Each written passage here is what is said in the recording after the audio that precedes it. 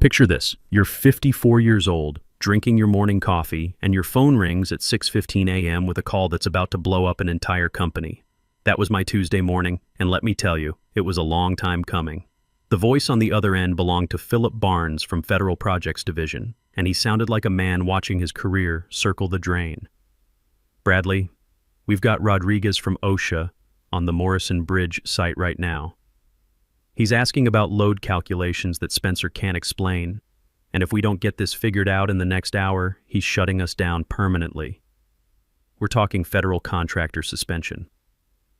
I took a sip of my coffee and looked out the kitchen window. Been getting up at 5:30 for the past 25 years. Old Navy habit that stuck. At my age, you learn to appreciate the quiet before the storm. My name's Bradley Foster, and the kid who couldn't explain those load calculations? I'd spent the last 8 years teaching him everything he knew about construction project management. But I'm getting ahead of myself. Let me back up and tell you how a guy like me ended up in this situation.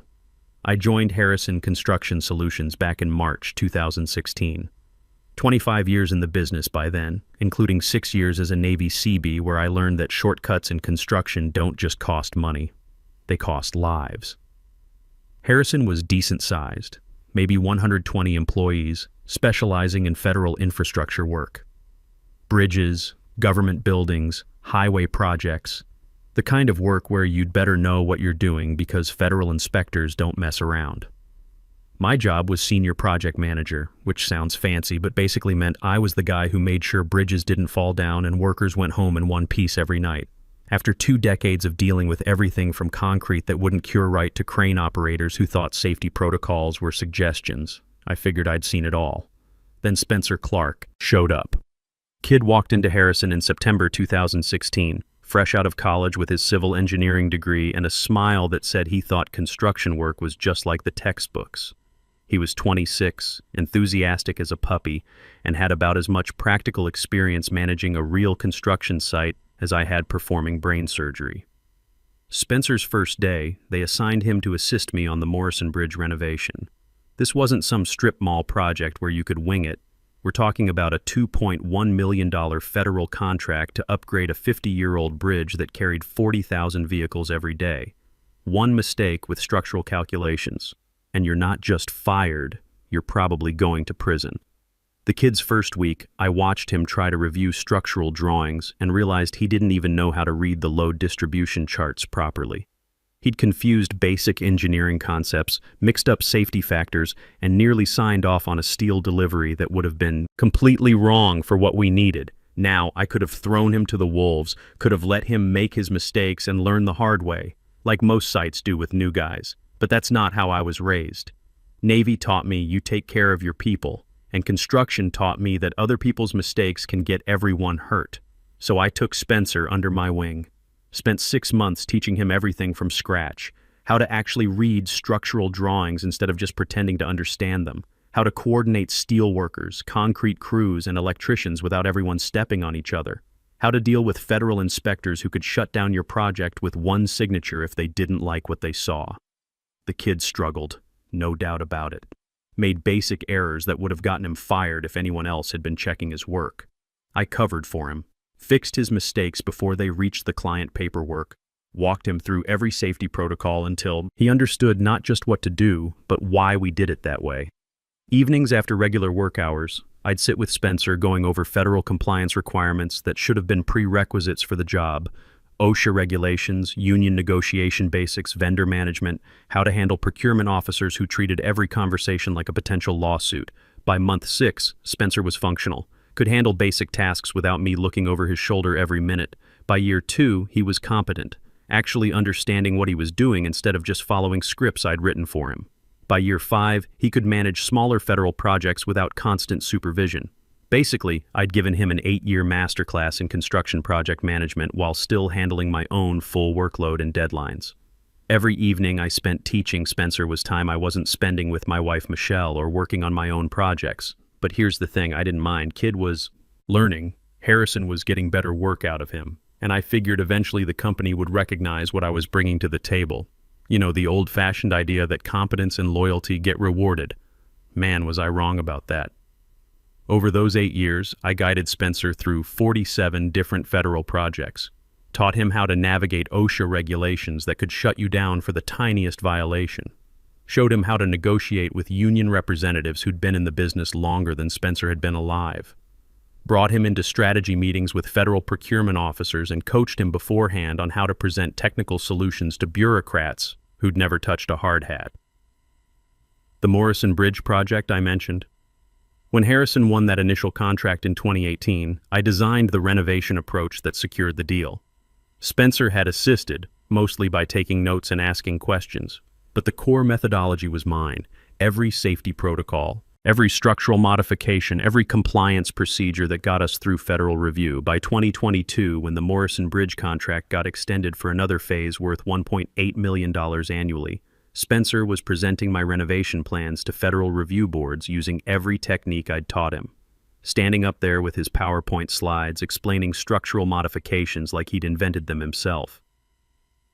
You want to know something that still gets under my skin? My name appeared in all the project documentation as Senior Project Manager, Infrastructure Design, buried in technical appendices that nobody except other engineers ever read. Spencer's name was front and center on presentation slides as Lead Project Coordinator, Strategic Implementation. Same pattern, project after project. I built the expertise, he delivered it to clients with the confidence I'd coached him to develop. Federal officials saw Spencer in those client meetings, saw his polished presentations, and naturally assumed he was the brains behind the project solutions. Can't really blame them. Spencer had learned to talk the talk, and he looked the part. Young, energetic, college-educated guy who could explain technical concepts without getting lost in the weeds. Meanwhile, I was the older guy in the back of the room, taking notes and making sure nobody missed any safety details. By 2023, Harrison had grown to 180 employees. We were landing bigger federal contracts, expanding into highway projects, even picked up some work renovating government buildings in D.C. Success all around, right? That's when they announced Spencer's promotion. I remember the exact moment. Thursday morning all-hands meeting, 9:30 a.m. sharp. Maxwell Reed, our CEO, standing up front with that big smile he gets when he thinks he's delivering good news. I'm pleased to announce that Spencer Clark has been promoted to Operations Manager, effective immediately. The conference room erupted in applause. I clapped, along with everyone else, keeping that neutral expression I'd perfected over 25 years of watching less qualified people climb past me. What they announced next was Spencer's new salary, $110,000, up from his previous $85,000. A nice $25,000 bump for the kid I'd been training since day one. What they didn't announce was my compensation adjustment. That came later, delivered privately by Rachel Morgan, our HR director, in a hastily scheduled 3:30 p.m. meeting that lasted exactly 11 minutes. Bradley, Rachel said, sliding a single-page document across her desk like she was doing me a huge favor. We want you to know how much Harrison Construction values your contributions. Your mentorship of Spencer has been invaluable to his development and our organization's success. I read the document twice. We're pleased to offer you an experience recognition bonus of $7,000, payable over the next 6 months. Let me break that down for you. $7,000 spread over 6 months. That's about $1,167 per month before taxes. For 8 years of training, the person who just got a $25,000 raise and a fancy new title. This is a one-time recognition payment, I said, keeping my voice level. Not a salary adjustment, that's correct. We feel this appropriately recognizes your mentorship contributions while maintaining our compensation structure integrity. I signed the acknowledgement form. Rachel seemed pleased I hadn't argued. She had no way of knowing I'd stopped arguing with Harrison Construction about 6 months earlier, when I finally understood that competence and loyalty weren't assets in their promotion calculations. They were liabilities. You see, companies don't actually want employees who are indispensable. They want employees who are replaceable but think they're indispensable. The difference matters. An indispensable employee has leverage. They can demand appropriate compensation, better titles, respect for their expertise. A replaceable employee who thinks they're indispensable? That's just free labor with a fancy title. I'd been playing the game wrong for 8 years, thinking Harrison valued what I brought to the table. Truth was, they valued what Spencer brought to the table: youth, energy, presentation skills, and most importantly, the ability to take credit for my work without demanding credit for my salary. Spencer made them look good to clients. I made Spencer look good to clients. But only one of us was getting paid like we mattered. Walking home that evening, I started thinking about what I actually knew versus what Spencer actually knew. Strip away all the presentations and client meetings and fancy project coordination titles. What did we each bring to the table? I knew how to design structural modifications that would pass federal inspection. Spencer knew how to present structural modifications I'd designed. I understood load calculations, stress analysis, and safety protocols that kept people alive. Spencer understood how to explain load calculations I'd done, using words I'd taught him. I had relationships with federal inspectors, union representatives, and vendor networks built over 25 years. Spencer had relationships with the same people, but only because I'd introduced him and coached him on what to say. Most importantly, I knew what to do when things went wrong. When inspectors found problems, when weather delayed projects, when union negotiations got heated, when vendors delivered the wrong materials. Spencer knew how to call me when things went wrong. That night, I started documenting everything. Every process I'd developed, every methodology I'd created, every client relationship I maintained, every safety protocol that had my fingerprints on it. Not because I was planning anything dramatic, just because I finally understood something Rachel and Maxwell clearly didn't. You can't run a construction company on presentation skills alone. Sooner or later, someone's going to ask technical questions that require actual answers, not just confident delivery of talking points. I gave it 6 months. 6 months for Spencer to prove he could handle the operations manager role without my constant backup. 6 months for Harrison to show they understood the difference between leadership and management, between strategic thinking and technical expertise. Instead, what I got was more of the same. Spencer would start to answer technical questions in client meetings, get halfway through an explanation, then look at me to finish his sentences. Federal inspectors would ask about compliance procedures, and Spencer would defer to my specialized knowledge. Vendors would call with technical problems, and Spencer would patch me into the call. For 8 years, I'd been his training wheels. Now they'd given him a promotion and expected him to ride without them, except nobody had bothered to mention that part to Spencer. Or to me. The morning everything changed started like any other morning. Coffee at 5:30, industry news on my tablet, checking weather reports for active project sites. My wife Michelle was still asleep upstairs. At 54, I'd learned to appreciate these quiet moments before the day started throwing problems at you. The phone rang at exactly 6:15 a.m. Philip Barnes was on the line, and his voice had that edge that meant someone's career was about to end. Bradley, we've got Rodriguez from OSHA on the Morrison Bridge site right now. He's asking about load calculations that Spencer can't explain, and if we don't get this figured out in the next hour, he's shutting us down permanently. I already knew what was coming next. 3 minutes later, my phone rang again. Spencer this time, and I could hear the panic in his voice before he even started talking. Bradley, I need you on this emergency call right now. Rodriguez is asking technical questions about the beam reinforcement specifications, and I can't explain the engineering rationale behind our approach. He's threatening to shut down the project and recommend federal contractor suspension. Now, I knew exactly what Rodriguez was asking about because I'd designed those beam reinforcement specifications back in 2021.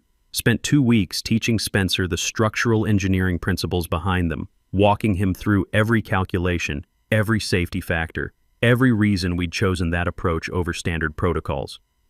What specifically is he questioning about the load distribution analysis? I asked. He's saying our beam modifications don't meet federal safety standards, and he wants to know why we didn't follow standard reinforcement protocols. I don't know how to explain the custom engineering calculations. Of course he didn't. Because Spencer had learned to parrot the conclusions without understanding the process. He could present my work beautifully, but he couldn't defend it when someone asked real questions. I'll join the call, I said. Send me the meeting link. At 6:18 a.m., I connected to the video conference. 18 people from Harrison's management team, Spencer, looking like he'd aged 5 years in the past hour, Philip Barnes looking furious, and one very serious OSHA inspector named Rodriguez, who held our entire federal contracting status in his hands. Mr. Foster, thank God, Spencer said when my video connected. Rodriguez has some technical questions about our structural modifications. Rodriguez didn't waste time with pleasantries. Military bearing, probably former Army Corps of Engineers based on how he carried himself. Mr. Foster, your project team made significant modifications to load-bearing beam structures without following standard federal safety protocols. Before I shut down this project and recommend Harrison Construction for federal contractor suspension, I need to understand why your engineering approach deviates from established safety standards. I opened my laptop, pulled up the technical drawings, and started walking Rodriguez through the structural engineering reasoning behind every modification. 28 minutes of explaining construction concepts that any operations manager worth $110,000 should understand cold. Load calculations, stress analysis, safety margins, material specifications, federal compliance requirements, the whole technical foundation that Spencer should have been able to recite in his sleep after 8 years of training. Halfway through explaining the beam stress analysis for the second time, something clicked in my brain. I was doing exactly what I'd been doing for 8 years. Solving problems Spencer couldn't solve, maintaining client relationships Spencer couldn't manage, providing expertise that Harrison valued at $7,000 while paying Spencer $110,000 to take credit for it. Rodriguez asked another question about our load distribution methodology, clearly still not satisfied with Spencer's earlier explanations. I started to answer, then stopped. Why was I here? Spencer was the operations manager. He'd been presenting these modifications to federal review boards for 3 years. He'd taken credit for developing this approach in client meetings. He'd gotten a $25,000 raise and a promotion based on work he couldn't actually explain when push came to shove. And here I was, again, cleaning up his mess while he collected the salary and the title. At 6:46 a.m., while explaining our behavioral analytics for structural monitoring for the 4th time to a room full of people who should have understood this years ago, I made a decision that changed everything. I stopped talking mid-sentence, closed my laptop, looked directly into the camera. Rodriguez, I apologize, but I need to step away from this call. Spencer can handle your remaining questions. Complete silence in the conference room. You could have heard a pin drop. Spencer's face went white as paper. Bradley, wait. I disconnected from the call, shut down my laptop, and walked upstairs to where Michelle was getting ready for work. You're home early, she said, confused. I thought you had that emergency Morrison call. I did. I left. You left? In the middle of the call? In the middle of explaining something Spencer should be able to explain himself if he's worth $110,000 as operations manager. Michelle sat down on our bed, watching me carefully. After 28 years of marriage, she'd seen me come home frustrated from work more times than either of us wanted to count. But this was different. This was me finally drawing a line in the sand. What are you doing, Bradley? Something I should have done 6 months ago. I'm not covering for Spencer anymore. If he can't handle OSHA inspections without my help, that's Harrison's problem, not mine.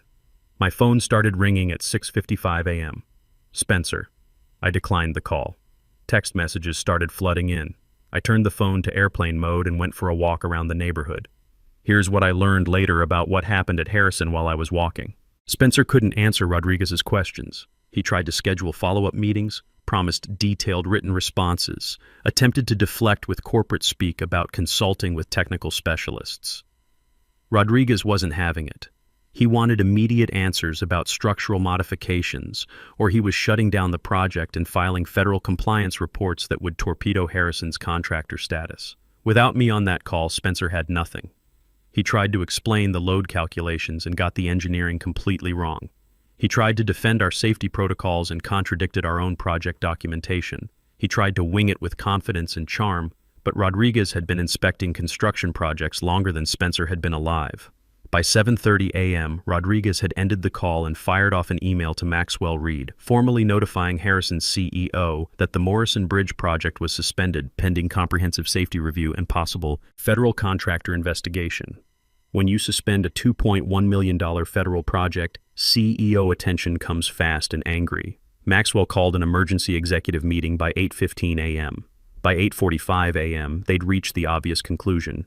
They needed me back on a call with Rodriguez to salvage their relationship. Too bad for them, I'd already made a different decision. I turned my phone back on at 10 a.m.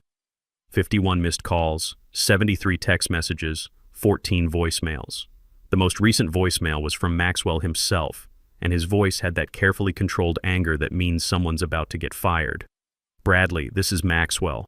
I understand you had to step away from the Rodriguez call this morning. I need you to call me immediately. We have a situation that requires your expertise, and I want to discuss how we can resolve this together." I deleted the voicemail without calling back. At 11:20 a.m., someone knocked on my front door. Rachel Morgan again, standing on my porch in her business attire, looking like she'd rather be anywhere else in the world. "Bradley, we need to talk. Can I come in?" I looked at Rachel standing on my porch in her business suit, briefcase in hand, looking like she'd rather be getting a root canal. "I'd prefer to keep this brief, Rachel. What do you need?" "Maxwell needs you on a call with Rodriguez at 2 p.m. today. The Morrison project is suspended, and Rodriguez is recommending federal contractor review unless we can provide satisfactory answers to his safety questions." "That's unfortunate," I said. "Spencer is the operations manager.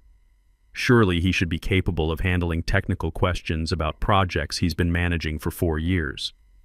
"Bradley, we both know you designed those modifications. You have the expertise we need on this call.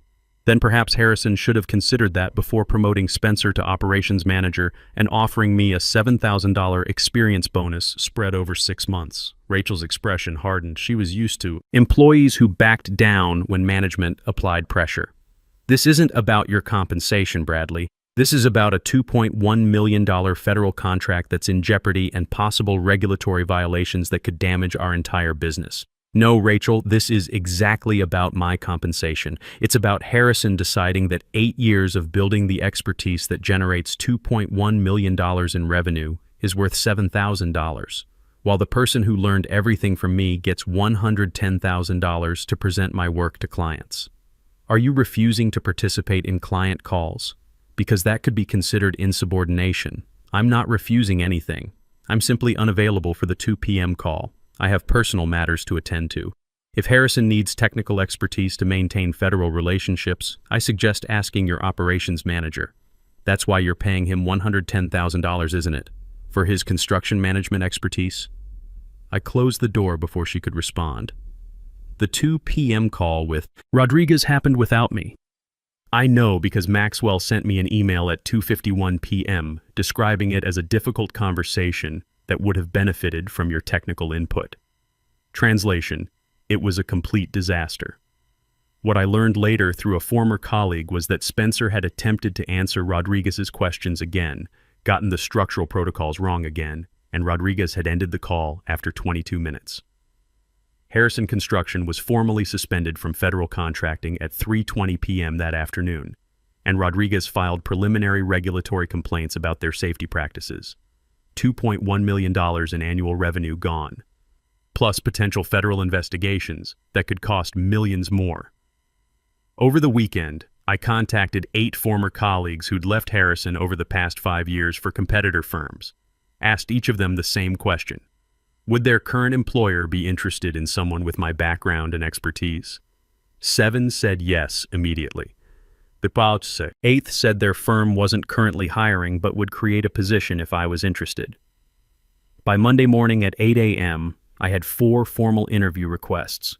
By Wednesday afternoon, I had 3 preliminary compensation discussions that all started above $125,000 base salary with significantly better bonus structures than Harrison had ever offered. Maxwell called me in for a meeting Tuesday morning at 8 a.m. He was waiting in the large conference room with Rachel and Jordan Wells, Harrison's chief operating officer. The presence of the COO told me they understood exactly how serious their situation had become. "Bradley, thank you for coming," Maxwell began. "I want to start by saying we value your contributions to Harrison, and we recognize there may have been some miscommunication about your role and compensation." I sat down but didn't say anything. Let them do the talking. "The situation with the Morrison project was unfortunate," Maxwell continued. "We've lost a significant client relationship, and in retrospect, we should have better supported Spencer with technical expertise during that Rodriguez call." "Spencer is your operations manager," I said. "Why would he need my support?" The 3 of them exchanged glances. Jordan spoke up next. "Bradley, we all know you've been instrumental in developing our federal project methodology. Your technical expertise is unique within our organization. Spencer has strong leadership skills and strategic vision, but he benefits from collaboration with someone of your technical depth. So you're saying Spencer can't actually do the job you promoted him into without my assistance? Another exchange of glances. Rachel tried a different approach. We want to discuss a compensation adjustment that better reflects your value to the organization. We're prepared to offer you a salary increase to $115,000, effective immediately, along with an expanded bonus structure tied to division performance, $115,000, a $23,000 raise. Still $5,000 less than Spencer's salary for someone who'd built the systems Spencer couldn't explain. That's a generous offer, I said neutrally. What would my title be? You'd remain senior project manager, Maxwell said, but with enhanced responsibilities and recognition of your technical leadership role. So I'd be making $115,000 as a senior project manager while Spencer made $110,000 as operations manager, despite the fact that I'd built the methodologies he couldn't defend and maintained the client relationships he couldn't manage without my assistance. The offer sounds reasonable, I said, standing up, but I'm going to decline. Bradley, please reconsider, Rachel said quickly. We can discuss this further. The compensation package is negotiable. I'm sure it is. But here's what's not negotiable. My understanding that Harrison's compensation philosophy values presentation over substance. Spencer is excellent at presenting work to clients. I'm excellent at building the work he presents. For 8 years. I accepted that dynamic because I believed competence would eventually be rewarded appropriately. Last Thursday's promotion announcement proved that belief was incorrect. We're trying to correct that now, Jordan said. You're trying to manage a crisis after losing a $2.1 million client because you promoted someone who couldn't defend his own work without my assistance. That's not compensation philosophy. That's damage control. I walked to the door, then turned back. One more thing. I trained Spencer everything he knows about federal project management. I built the systems, I developed the methodologies, I maintained the client relationships, and you paid me $7,000 to mentor him into a position paying $5,000 more than mine. If you want to understand why you lost the Morrison contract, that's your answer. You systematically undervalued the person who generated your intellectual property while promoting the person who packaged it. I left Harrison Construction at 8:47 a.m. that Tuesday. By 9 a.m., I was driving home with a box of personal items and 28 years of experience that somebody else was about to value properly. By Wednesday, I had 3 formal job offers. The best came from Infrastructure Solutions Corp., a competitor firm specializing in federal construction projects. They offered $135,000 base salary, performance bonuses, up to 25% of base, full benefits, and a $20,000 signing bonus. The offer came from a company that had been trying to break into the federal bridge renovation market for 3 years. They wanted someone who understood federal compliance requirements, knew the procurement process, and had relationships with federal project managers. Someone exactly like me. I accepted their offer Thursday morning, started the following Monday. Here's what happened to Harrison after I left. Spencer lasted 8 months. Without my technical backup, his limitations became obvious to everyone. He was demoted back to project coordinator at a $35,000 pay cut. Then, resigned 6 months later. Last I heard, he was working for a regional contractor doing basic project administration, making about $65,000. No hard feelings toward Spencer personally. Kid was competent enough when he had proper guidance. His mistake wasn't accepting the promotion. His mistake was thinking he could do the job without the person who'd taught him everything he knew. Harrison's mistake was more fundamental. They confused client presentation skills with actual technical capability. They promoted charisma over competence. They valued the person who could sell the work more than the person who could build it. That mistake cost them $2.1 million in immediate revenue, their federal contractor status, and the institutional knowledge that had taken 8 years to develop, all to save money on my salary while rewarding someone who couldn't function without me. At 54, I'm making $135,000 plus bonuses working for people who understand the difference between expertise and presentation. And Spencer? He's learning what it's like to manage projects without someone cleaning up his mistakes every day. You know what I learned? The most dangerous employee to undervalue isn't the one who complains loudly about compensation. It's the one who quietly builds all your competitive advantages until the day they decide they're done subsidizing your poor judgment. Because when that person walks away, they don't just take their individual contributions. They take the foundation that everyone else's performance depends on. And you don't realize how much you needed them until you're watching $2.1 million disappear during a 22-minute phone call. Sometimes the best revenge is just walking away and letting them figure out what they lost. Companies think they're buying your skills, but what they're really buying is your willingness to use those skills for their benefit. And the moment you stop being willing, they discover the difference between having an employee and having an expert. The greatest act of self-respect isn't demanding what you're worth. It's walking away from people who refuse to pay it and letting them learn exactly how expensive their disrespect really is.